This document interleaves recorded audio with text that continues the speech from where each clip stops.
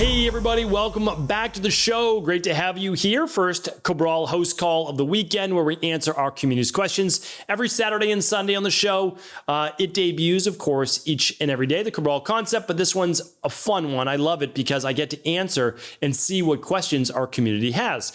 Then if there's ever a question that hasn't been asked before, or maybe it's now come up multiple times, I actually turn it then into a full 15-minute show, and it will debut again in just a couple of weeks as well. So I'll share with you that on certain questions potentially, but again, all shows are always at StephenCabral.com/podcasts. There's a search box there. You're able to find any topics that might be interesting or pertinent to you.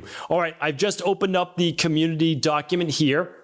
Let's see what the community has to say. All things wellness, weight loss, weight gain, anti-aging, and as I always say, everything in between. Okay, so let's get to the first one. It's from Selena. Selena says, what are your thoughts on apple cider vinegar? Do you recommend to take it on a daily basis? Okay, great question. Again, this is one of those questions that's been answered before.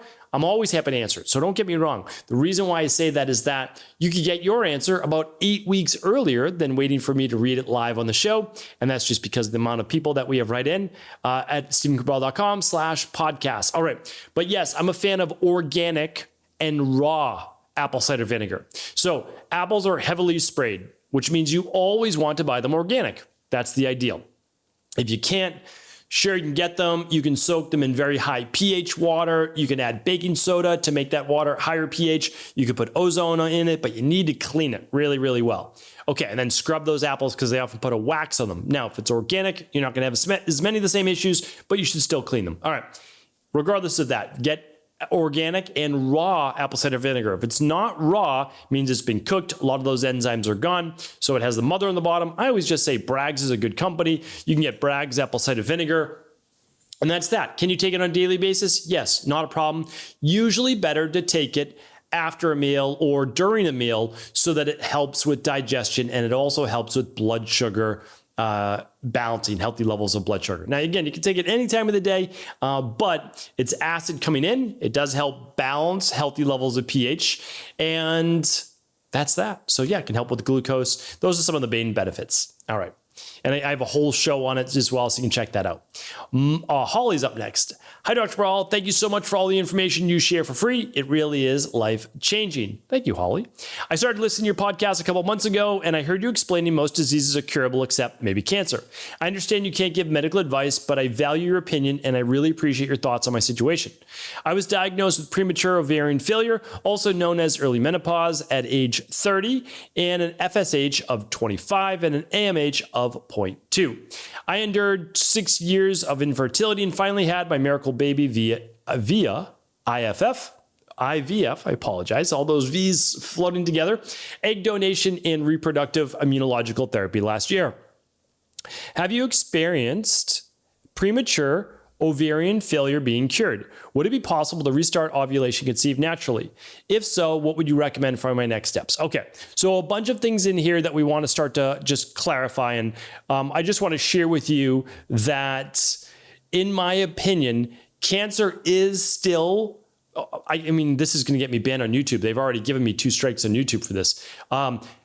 People do cure cancer. I just want to state that. What I want to share with you is this, though.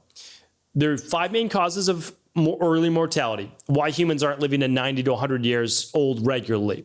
There's cardiovascular heart attack, right? There's blood pressure strokes. There's type 2 diabetes. There's cancer, and there's Alzheimer's.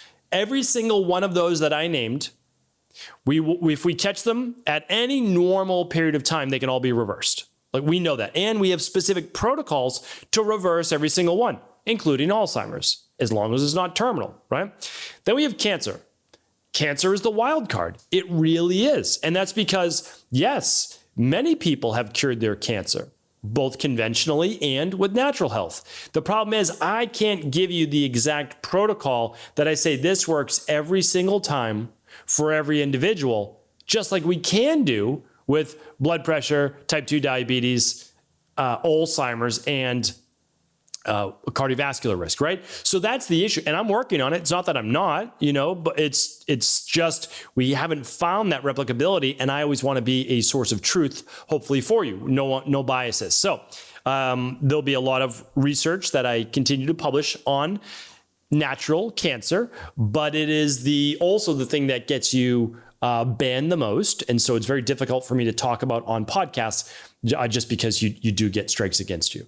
And then nobody can ever find your material ever again. And is that helpful? Should you always, it's like it gets into these debates. And so anyway, I'm going to put it on my website and it'll be free for anybody to review. Okay, back to you. So yes, when you have an FSH of 125, or really we're talking about 25 and above. So when we see 125, okay, that would typically say that this individual has moved into, as you just said, premature ovarian failure, more towards menopause in terms of, being able to have a child. But let's look at this.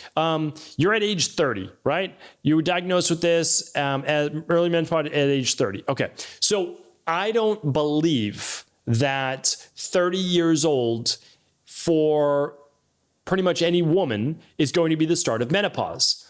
And so what I do then is I work backwards. That's the thesis that would be very young to move into menopause. Really, anything in your 30s is young. However, some women in their later 30s naturally can move into menopause, but it's typically more in your 40s, okay? And even into your early 50s. So what I want to share with you is this, is that what we would do to help is we would run the big 5 labs.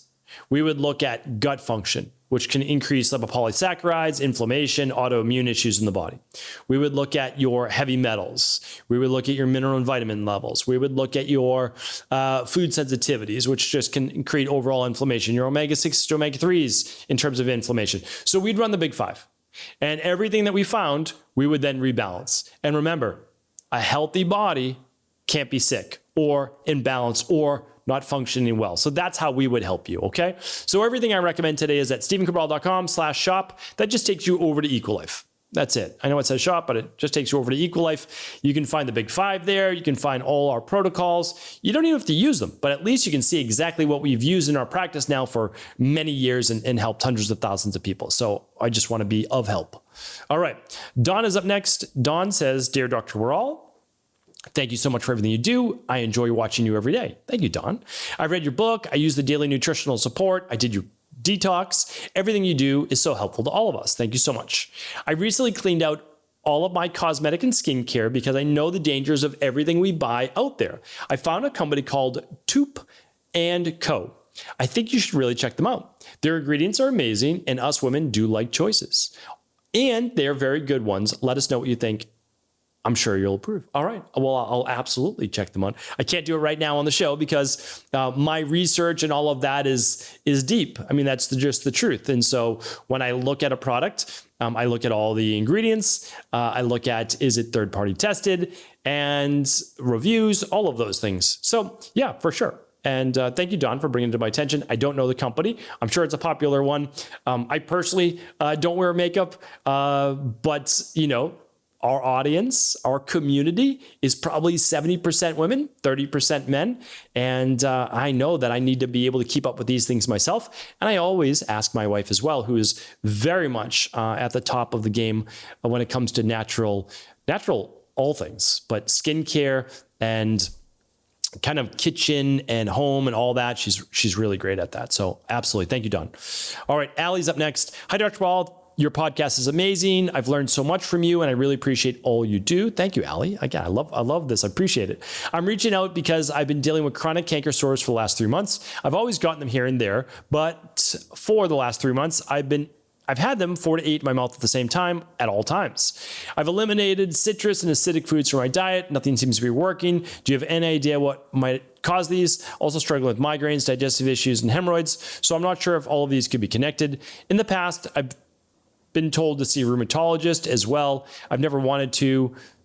So I wanted to know if you think it's worthwhile. Thanks so much." Okay. So again, as you know, I can't provide medical advice, medical cures, medical treatment plans, or medical diagnosis. So I'm not going to talk conventional medicine language. What I want to share with you is, this is all, if you were in my practice and you were meeting with me or my team as a private wellness client. Now you wrote in about let's see, 2 months ago. And so you have to look back now. If you're listening to this question live when it comes out, then you'll say, okay, 2 more months plus 3 months. Now I got to think back. What did I change diet-wise, environment-wise, supplement-wise, mold pulling, right? Oral, mold pulling, basically oil pulling. Did I change anything over that time? That's really what you want to look at, because your body is having some type of reaction. Now, it could be viral based. It could be environmental, like allergy based, like maybe it's the change in the season, or it could be new supplement that you're taking, or it just might be that your body is dealing with a much higher level of inflammation. So we need to look at this in 2 ways. 1, systemically, 2, locally. Locally would mean, let's see if we can just help the mouth biome. And so what you might want to do is some simple sesame oil or coconut oil, oil pulling. I don't know why I keep saying oral, but oil pulling. So that's it. Just a teaspoon of oil in the mouth, gargle with it, swish it around 5 minutes to 10 minutes or so.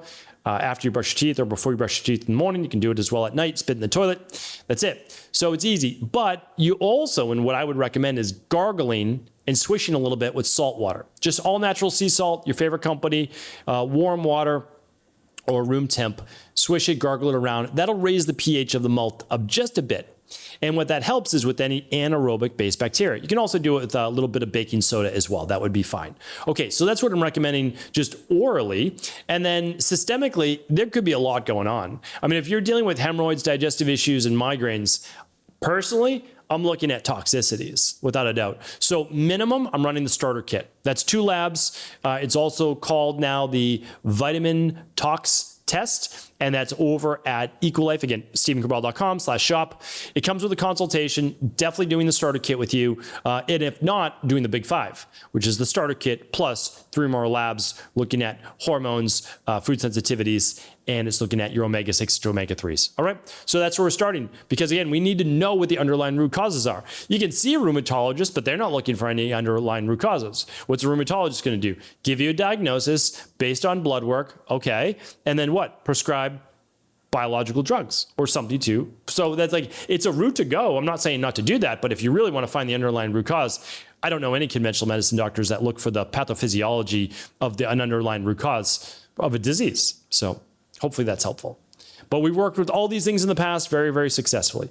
Let's get to one more question. It's from Nicolette. Nicolette says, hi, I've been listening to your podcast for years and it's truly changed my life and perspective on health. Thank you, Nicolette, for writing and saying that. I mean, these are great things. This really does. It fuels the machine to keep it going each and every day. So I'm glad that, a few of the shows have been helpful. So I appreciate you writing in. And the nice thing is this. So I want to state this. The reason why it's meaningful to me is because I'm reading, writing, and researching for the majority of my day. And then I'm recording, right? So it's like I'm recording. Of course, I meet with my team all day and I'm working on all these fun things and sometimes stressful, but all great. The thing is, I don't get to interact with real live people as much. So we have an event coming this October, which I would love you to be at. It's called rhsevent.com, the Reimagine Health Summit. It's our 3rd year. And we're super excited. We're going to have about 500 people there from our community, from all around the world. And I would love to meet so many of you in person. So if you can make it, I'd love to see you. I'd love to meet you. I literally walk around in the crowd, say hello to people, listen to stories, share any advice I can. So definitely check it out, rhsevent.com. But yes, until then, let's keep the comments. Let's keep the social media going. So Nicolette says, diagnosed with subclinical hypothyroidism by my endocrinologist. Before starting a family, he has made it a point that with my TSH fluctuating between 2.5 to 4.5, that once I'm pregnant, I would need to begin Synthroid. I obviously want to do what's best for the baby, but I also don't want to take unnecessary medication. What are your thoughts on this? Is this a known common practice? Are there other options to do while pregnant with a compromised thyroid? Thank you so much. Well, here's the thing. You don't have to have a compromised thyroid. You don't. We can help with this. I mean, we really can. But also, you can work with an integrative health practitioner level 2. You don't need to work with us. So you can go to integrativehealthpractitioner.org, click on practitioners, find a level 2, work with them locally or virtually, or work with myself and my Equilife team, whatever works for you. But without a doubt, you can fix this. like no doubt about it. I would, again, run the big 5. Or at the very least, I would run the stress mood and metabolism test. It's going to look at estrogen, progesterone, testosterone, DHEA, cortisol throughout the day, not just TSH. It's going to look at free T3 and free T4, plus TPO antibodies, plus your vitamin D, plus your hemoglobin A1C and insulin. It's, an unbelievable lab, and it comes as part of the big 5 or on its own. Then we'll share with you exactly why your TSH isn't between a 0.5 and a 2. We'll help you with that so that when you do get pregnant, your thyroid's totally fine. We do this every single day in our practice. Like, I don't want to make it seem like magic or anything like that. It's not. We look for all the underlying root causes of low thyroid. Now, if you want to do it on your own, that's great as well. I have a whole course on this. It's 4.5 hours, and it's like reading a dozen books just on your thyroid. I have one on female hormones. I have one on thyroid. I have one in gut and digestion, because that's what we work with the most in our practice, basically. But we work with everything, but those are the most. You can find those at stevencabral.com/courses. Literally, in 4 hours to 4.5 hours, you won't need to read another book on thyroid ever again, one on female hormones, one on gut and digestion. It goes through everything, like literally soup to nuts on what you need to know and how to fix all of those things. And it's just taken from the hundreds of thousands of people that we've worked with. So hopefully that was helpful, Nicolette. Thank you everybody for writing in. I will be back tomorrow answering more of our Cabral community questions. Take care. Thanks so much for tuning into today's show. Before you go, don't forget to hit that subscribe button. I want to make sure that you're getting our daily content, not missing out on anything functional medicine, wellness, weight gain, weight loss, anti-aging, living longer, stronger, and all of the most cutting-edge research. And if there's any topics you want to hear, feel free to leave them in the comments below. Take care.